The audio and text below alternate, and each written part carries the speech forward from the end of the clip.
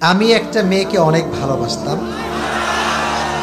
মেয়েটাও আমাকে অনেক ভালোবাসত, কিন্তু মেয়েটা আমার কাছে না বলে পরিবারের ইচ্ছাতে বিয়ে করে ফেলেছে। আমি মেয়েটাকে আমার জীবনের থেকেও বেশি ভালোবাসতাম।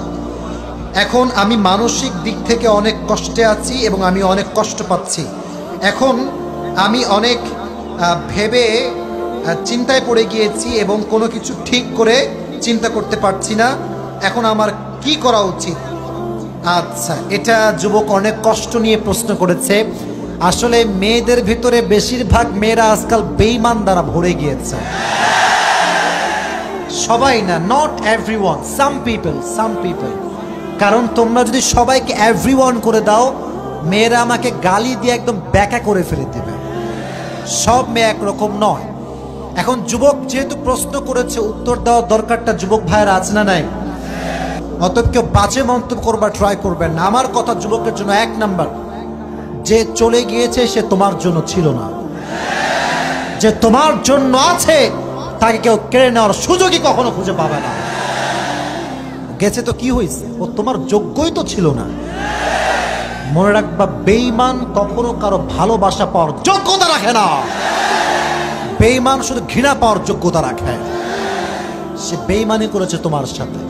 একে তো হারাম রিলেশন করে তুমিও রবের নাফরমানি করেছো, তোমার গার্লফ্রেন্ডও রবের নাফরমানি করেছে। 6টা বছর তোমরা নাফরমানি করেছো। তুমি শুকর আদায় করো, সে তোমাকে ধোঁকা দিয়েছে। কারণ তার ধোঁকার দ্বারা তুমি বুঝতে পেরেছো দুনিয়ার সব মানুষ স্বার্থে দ্বারা ভরপুর হয়ে গিয়েছে, সব স্বার্থপর হয়ে গিয়েছে আজকাল।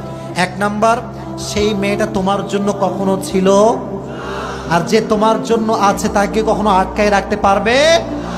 এক নাম্বার। 2 নাম্বার সাজেশন আমার কলিজার টুকরা যুবক, তোমাকে আমি পরামর্শ দিব একটা, এটা হচ্ছে খুব ইফেক্টিভ। তুমি যখন ঘুমাতে যাওয়া, এটা ওর একার সমস্যা না, এখানে অনেক যুবক আছে এদের সমস্যা আছে।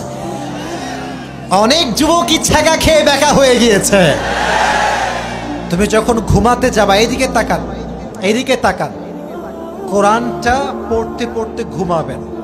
যখন বেশি কষ্ট লাগবে, কোরআনটা বুকের সঙ্গে জড়িয়ে ধরবেন।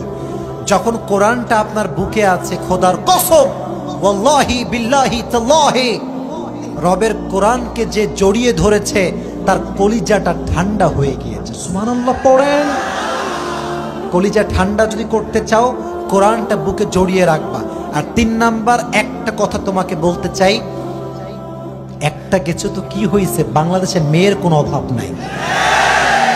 তুমি যদি এই চিন্তার থেকে বের হয়ে আসতে চাও, একটা কথা মাথায় রাখবা, তুমি যাকে যত বেশি মায়া করবা, সে তোমাকে তত বেশি কষ্ট দিয়ে ভেঙে চুরে চূর্ণ বিচূর্ণ করে দিবে। মায়া বাদ দাও এসব। তোমার কথা হবে একটা, আমি যাকে ভালোবাসবো সে আমার বউ হবে। দুনিয়ার কোনো সুন্দরী নারী হোক না কেন, সে যদি আমার বউ না হয়, সে আমার ভালোবাসার ভাও খুঁজে পাবে না। অতএব যদি শান্তি পেতে চাও, খুবই দ্রুত ভালো দিনদার নেককার মেয়েকে বিয়ে করে নিবা।